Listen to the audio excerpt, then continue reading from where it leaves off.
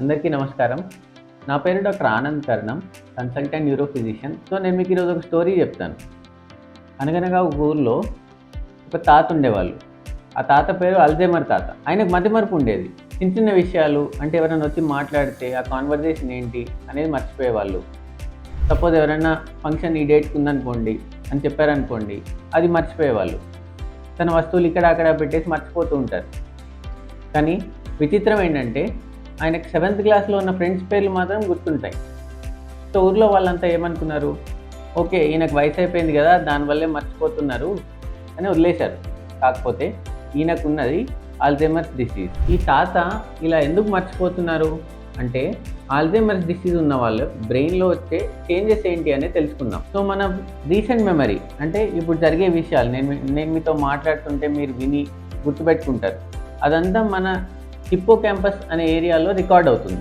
అది మన బ్రెయిన్లో టేప్ రికార్డర్ లాగా. ఇప్పుడు రోజువారీ జరిగే విషయాలన్నీ అక్కడ స్టోర్ అవుతాయి. అక్కడ స్టోర్ అయిన తర్వాత లాంగ్ టర్మ్ మెమరీకి షిఫ్ట్ అవుతుంది. లాంగ్ టర్మ్ మెమరీ అనేది బ్రెయిన్ కార్టెక్స్లో స్టోర్ అవుతుంది. ఆల్జైమర్స్ ఉన్న వాళ్ళలో హిప్పో క్యాంపస్ అనేది దెబ్బతింటుంది. దానివల్ల రోజు జరిగే విషయాలు వెంటనే మర్చిపోతుంటారు. అంటే టేప్ రికార్డర్ త్వరగా డిలీట్ చేసేస్తుంటుంది. అందుకే చాలామంది ఫ్యామిలీ మెంబర్స్ చెప్తూ ఉంటారు, మా పేషెంట్కి రీసెంట్గా జరిగినవి మర్చిపోతున్నారు కానీ చిన్నప్పుడు విషయాలన్నీ గుర్తున్నాయి డాక్టర్ అని చెప్తూ ఉంటారు. సో మనకి ఈ సిమ్టమ్స్ ఏంటో ఫస్ట్ తెలుసుకుందాం. ఫర్ ఎగ్జాంపుల్, ఈరోజు ఏం తిన్నారు, మార్నింగ్ ఏం తిన్నారు, నిన్న నైట్ ఏం తిన్నారు అనేది మర్చిపోతుంటారు. బ్యాంక్కి వెళ్ళి ఫామ్ ఫిల్ చేసేటప్పుడు మిస్టేక్స్ అవుతూ ఉంటాయి. రోజువారి పనిలో కొన్ని వర్క్స్ మల్టీ టాస్కింగ్ అంటాం. అంటే 4-5 పనులు ఉన్నప్పుడు 2-3 పనులు మర్చిపోతుంటారు. అండ్ గ్రాసరీ లిస్ట్ ఇచ్చి ఒక 4-5 ఐటమ్స్ తీసుకొని రమ్మంటే 2-3 మర్చిపోతుంటారు.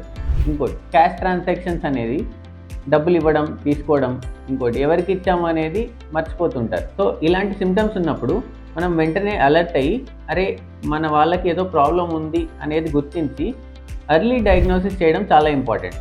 ఎందుకంటే ఎర్లీ డయాగ్నోసిస్ చేసి ట్రీట్మెంట్ స్టార్ట్ చేస్తే ఈ మెమరీ లాస్ అనేది స్లో చేయొచ్చు, ఆ ప్రోగ్రెషన్ అనేది స్లో చేయొచ్చు. అఫ్కోర్స్ ఆల్జైమర్స్ డిసీజ్కి ట్రీట్మెంట్ అంటూ ఏం లేదు. పోయిన మెమరీని మళ్ళీ రివర్స్ చేయలేం. కాకపోతే మెమరీ లాస్ అయ్యే స్పీడ్ని మాత్రం తగ్గించవచ్చు. ఆల్జైమర్స్ డిసీజ్ ఉన్న పేషెంట్ని ఒక ఫ్యామిలీ చూసుకున్నారు అంటే వాళ్ళు తీసుకోవాల్సిన జాగ్రత్తలు ఏంటి, వాళ్ళు తీసుకోవాల్సిన స్టెప్స్ ఏంటి. సో ఎర్లీ స్టేజ్లో ఉన్నప్పుడు పేషెంట్కి ఏదైతే లైఫ్ స్టైల్ చేంజెస్ కావాలి అంటే physical activity, daily 40 minutes walk, and mental activity like brain gym activities అంటాము, పజిల్ సాల్వింగ్ అంటాము, సూడోకు సాల్వింగ్, మెంటల్లీ యాక్టివ్గా ఉంచడం అనేది చాలా ఇంపార్టెంట్. 2, అల్జైమర్స్ డిసీజ్ ప్రోగ్రెస్ అయ్యే కొద్దీ పేషెంట్స్కి ఇది పగలా రాత్రా అనేది కూడా గుర్తుండదు. లాస్ట్కి వాళ్ళ రిలేటివ్స్ పేర్లు కూడా మర్చిపోతుంటారు, వాళ్ళతో ఉన్న రిలేషన్ కూడా మర్చిపోతుంటారు. ఇన్ఫ్యాక్ట్ రూమ్, కిచెన్ ఎక్కడుంది, బాత్రూమ్ ఎక్కడుంది అనేది కూడా మర్చిపోతుంటారు. సో ఇలాంటి టైంలో కేర్ గివర్ బర్డెన్ అనేది చాలా ఇంపార్టెంట్.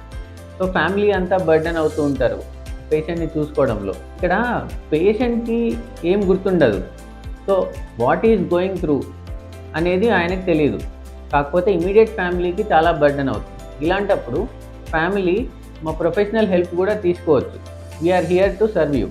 ఈ జూన్ మంత్ అనేది మనము Alzheimer's disease and brain health awareness మంత్గా పరిగణిస్తాం. ఇదే క్రమంలో మనం మతిమరుపు ఉన్న వాళ్ళని గుర్తు చేసుకుందాము, వాళ్ళకి తగిన ఎన్విరాన్మెంట్ అండ్ అవసరమైన ట్రీట్మెంట్ని అందిద్దాం. Thank you.